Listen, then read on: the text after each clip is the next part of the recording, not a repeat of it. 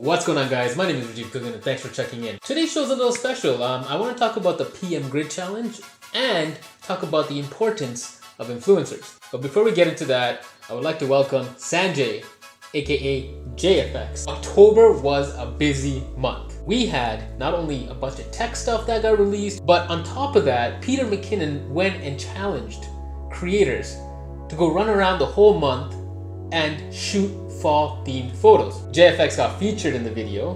He was one of the top 10 accounts that was pretty much reviewed and featured and, you know, kind of put on the spotlight for his work. When I looked at your feed, you've already done fall shots before. Was this more of a challenge for you to challenge yourself to make it even more impactful for you viewers, or like how was that for you? The challenge was something different for me. It's something that I've done for the first time. Focus on essentially what I do the most, which is going out there, having a good time and do something that I enjoy, but at the same time I felt this hashtag became this platform where I met a lot of people who were interested in doing the similar kind of shots. Many of them were very talented, and I think the biggest takeaway from this challenge is some of the grids featured on his video. It's people who actually don't live in areas where the foliage is as beautiful as, let's say, in Ontario. There's this person where took a picture of this car and he has orange light flare coming in from corners. I think those like so creative. First thing that comes to my mind is like, he's an artist. He didn't live in an area where you just go out and take pictures of the trees and, you know, you put a hashtag on it. In fact, he was creative with it. A little bit. I think when Peter said it, and like even a lot of people were saying it, oh, where I had been taking all these pictures. And to be honest, like I planned all of this in summer. I planned where my last weekend of September, all the weekends of October, and the first week of November.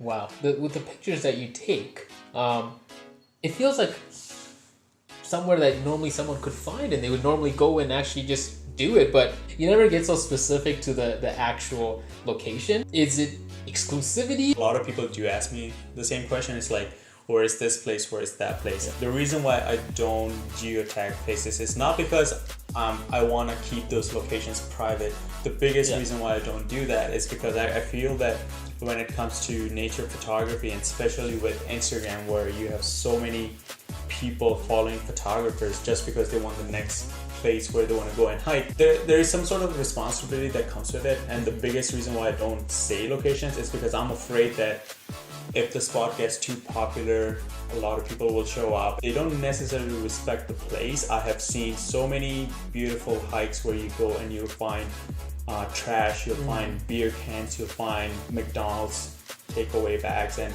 to me that's saddening. So there's this non-profit organization, they're called Leave No Trace, and they have these simple guidelines on how you should respect nature. And some of the simple things you should do when you get there, which is walk on the trail, don't throw trash, never leave anything behind, and if you have campfire, try to minimize the impact. I do feel it's a responsibility of people who have moderate following. I do feel it's social responsibility to protect these places. If I know you personally, and if I know that you clean up after yourself, and like I know for a fact that you're not gonna trash these places, sure, I will tell you where they are. The best example is what people did to Albion Falls in Hamilton. It was such a beautiful waterfall. After people kept ignoring the signs, they just kept trashing the place. People kept climbing the waterfalls to a point where 3 or 4 people died in like 1 or 2 years. Now when you go there, you have to see it through a chain fence, and to me that's very saddening. It's kind of like you had this place and you messed up. So I guess now you know what I don't. So it's more of a social responsibility, and because you do have a bit of a following, it's kind of like it's good. It's like a message, you know, like, you know, respect what Mother Nature gave us. You know, it's there.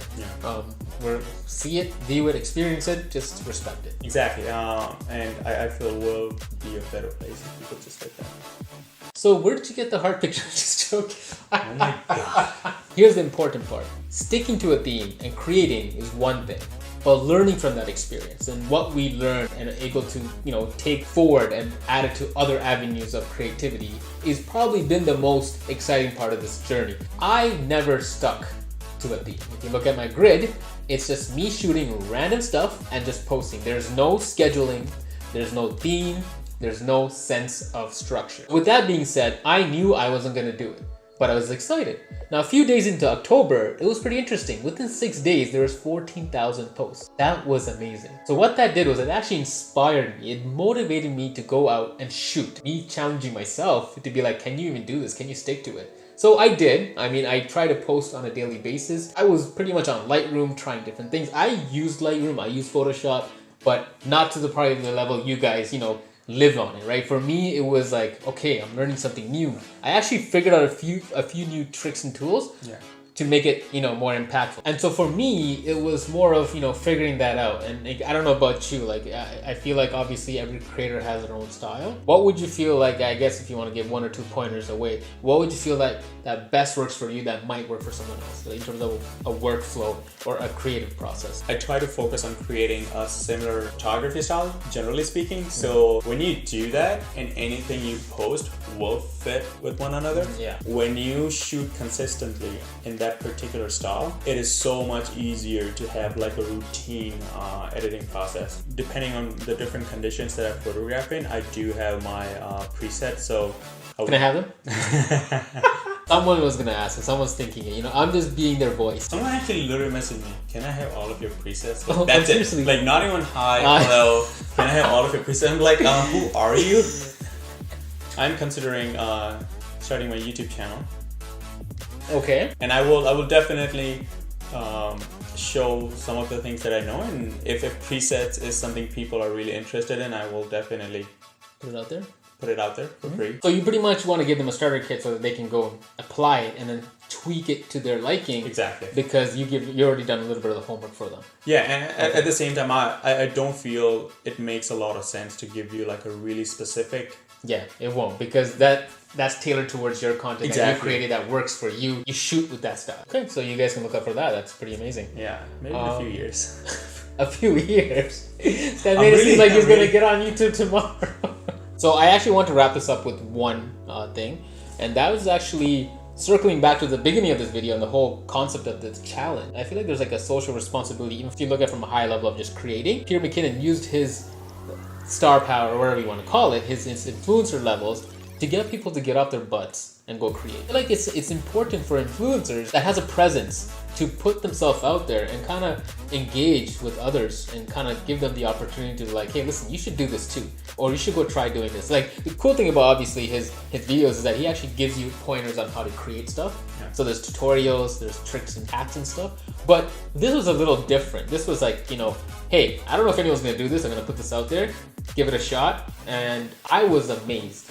At the end of the thing, it was what, 100,000 posts with the hashtag pmgridchallenge. That's crazy. Now, obviously, one aspect was to talk to him and engage and win and all that stuff. Yeah. But if you look at a broader scale, it's more of go create, right? And I feel like people at that level should be more involved. You've built yourself your own profile, but you've also built a huge community around Images of Canada. So what's your take on that? Like, is that something that you follow and you support and you want to, be that person? Of course, I feel like there's like a team behind this, or is it just you? Yeah. Oh no, I do have a team. A lot of my friends volunteer their time on it. Oh wow. When I started it, I didn't have specific expectations. Yeah. The idea was to create this community where people support each other's work, especially in Canada. One of the most meaningful things that I've gotten out of it is just having this opportunity to meet a lot of people around the country. It's its own conversation platform if you think about it, because on that hashtag people do tag it, and at the same time they do interact with each other within that hashtag. That's right. Yeah. So, I do it. That's pretty cool, man. So I want to wrap this up. I just want to know, we did talk a little bit about your YouTube channel. Is that really coming out? I know you joked about it being next year or something. Is that actually coming out? Maybe in next few weeks I will start with an intro and essentially do a giveaway there. So if you guys want, that's pretty cool, base presets, I'll do some of that. Every time I post a picture, I am so excited because all the memories that I've had, but there is no way of conveying it to other people, and I do feel that's something I kind of regret. So it would be just a way of all the pictures that you see on my Instagram feed, like a little bit of story behind it. Okay, man. I think this was pretty cool. I hope it's not long. I say this in every video. I hope that doesn't end up being like 30 minutes long. So we'll see how it goes. Thank you for watching. I would like to say what I always say: hit the subscribe button, hit that like button, and of course, thank you for coming down, man. He trekked all the way from downtown right after work, so I appreciate it. I took TTC. That's like real commitment, especially Friday after work in rush hour. Coming from downtown to Malvern. Yeah. You guys know what Malvern is? That's another video. See you guys next time.